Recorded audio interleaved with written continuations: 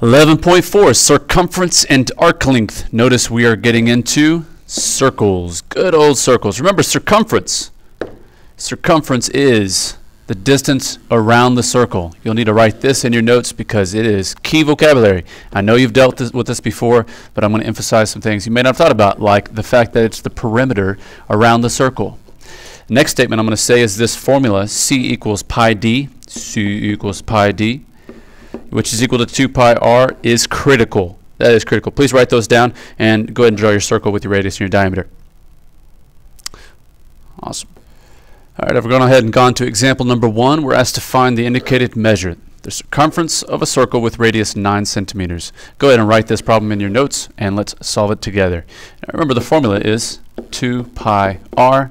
Well, if r is 9, then we simply plug it in, 9, 2 pi, and this is in centimeters. If I needed to simplify this, I would just have 18 pi centimeters. If I need to give it to me as a, if you need to give it to me as a decimal, you just simply type it in, and it's 18 times pi, which is 56.55. This is in terms of pi, the precise answer. This is an approximation. Awesome. Letter B says radius of a circle with circumference 26 centimeters. I'm going to do that one right here. Remember, the formula is 2 pi r. Since I like to work with the algebra first, I'm going to go ahead and solve for r. That means the circumference divided by 2 pi is equal to r. So now I can just simply plug in my 26 divided by 2 pi. Now when I type this in the calculator, make sure that you type in parentheses or do it with a fraction. So 26 divided by 2 pi is, this is roughly 4.14. And this is still in, no, it's a different unit, meters. All right, the next problem is asking that you find the how far it travels in 15 revolutions. These kind of problems occur a lot in trigonometry and in future disciplines like mechanical engineering and so forth. Go ahead and put the drawing in your notes because you're going to need that to reference. All right, and notice we have the stepped out process. I would like for you to write these steps as we go, and I'm going to work out the algebra stuff here. It says find the diameter of the tire. Well, if this is the total, this is the diameter of the tire, we just simply add those up. 5.5, and I'm just going to multiply that by 2, and then add it to 15. So 2 times 5.5 is 11 plus 15. That's obviously 26. It's 26 inches. Then it says find the circumference of the tire, because that's the distance that you would travel, the car would travel in a horizontal distance one time. So let's just find that by saying 2 pi, or excuse me, pi d. Let me clean that up a little bit. So pi d. My d is 26, so this is 26 pi. Find this exactly. Actually, we're going to leave it in terms of pi because we don't want to round until the very end because this is saying 15 revolutions. Now, the distance traveled, if you write this down, it's equal to the number of revolutions times the circumference.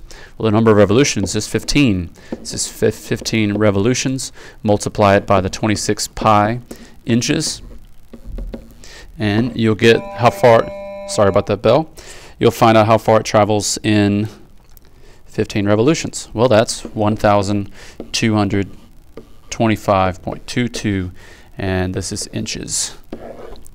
So the trick here was find the diameter, find the circumference, and then use that circumference to multiply it by the number of revolutions, because every time this goes around, the car has traveled 26 pi inches. And by the way, this says 102 feet. We're supposed to find this, how far it traveled. It doesn't ask it in feet. In a question I would ask, I would say, please find this in feet. So if we take the inches, we need to convert it to feet by doing this. This is dimensional analysis, like what you're going to see in science classes. Notice this is inches, and I need to put inches on bottom because I need to cancel out the inches to get the feet. That means I take this number and divide by 12. And what do you know? We get 102.1, which is 102 feet. I'd like for you to pause the video and go ahead and try example 1 and 2, guided practice. I'm going to show the answers here in a second. All right, I'm just going to talk it out. It says circumference of a circle with diameter 5. Notice we have the 5. Just plug it into the formula. Pretty easy stuff. Then it says circumference is 17. I took my formula, solved for d by saying c is divided by pi. And then I just plugged it in, 17 divided by pi, and got 5.4. The next one's a little bit trickier, though, because it says car tire has a diameter of 28 inches. That means our circumference is 28 pi. But the distance is in feet, so I need to convert this to feet by dividing by 12 inches. I just went ahead and reduced my fractions, 28 divided by 12, and I simplified that fraction. I left it in terms of pi so that my answer is more exact. Now, what this says here is the distance is equal to revolutions times the circumference. Revolutions times circumference. So I went ahead and just divided by c. That's what I have here because my distance is 500. And then I just plugged in my 500, and here it gets tricky, but I just used parentheses on my calculator there, and I got 68.2 revolutions. All right, the next concept is tricky with the arithmetic, but the concept is fairly simple, but you got to get your mind around it before we continue. Arc length, it's the portion. Portion means ratio or part of the circumference. That is key. Notice this is our formula for the ratio for the arc length. It's the measure of the arc, that's the angle associated with that arc, measure of arc AB, divided by 360, because that's the total, times 2 pi r. Notice this is the part of the circle, part, times the formula for the circumference. We'll just call this C. These mean the same thing. So go ahead and put this drawing in your notes in this formula. That's what you need, and also the definition as I circled like up there. All right, I've got some example problems here I'd like to do with you. Notice we have an arc angle of 60 degrees, so the part of the circle is 60 divided by 360. Once again, this tells us our part of the circle. Whoops, not what I wanted. Oh well, I'll just go ahead and pause it and get back to that. And we're talking about arc length, which goes with the circumference. And the R is 8. Once you get your formula, this is simply a plug and chug into your calculator. You plug and chug this into your calculator and you get 8.377, so 8.38 will be sufficient. I would like for you to pause the video and try the next two problems, see if you get the same thing I do. Is that what you got? All right, the next example, the algebra is a bit tricky, so I'm going to slow down a little bit and emphasize the parts where my students in the past have gotten confused. Notice we have the arc length in this case and the angle. We're asked to find the circumference. So you need to set up your arc length formula. I didn't emphasize this before, but the arc length variable that we typically use is S. Now this goes with the part of the circle, I'm just going to call it P, times the circumference. So if I wanted to solve for P, I would solve for circumference, I divide by P.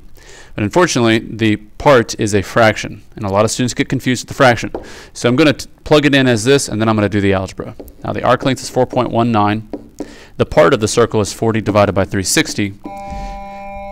Sorry for that bell. And the circumference is 2 pi r, but we don't need to do 2 pi r because we're actually looking for the circumference in this case.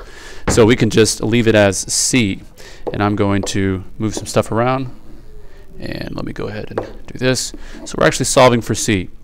Now I'm going to simplify this before I continue. 4 divided by 36 is 1 divided by 9. Now to undo this, all we have to do is multiply by the reciprocal to both sides.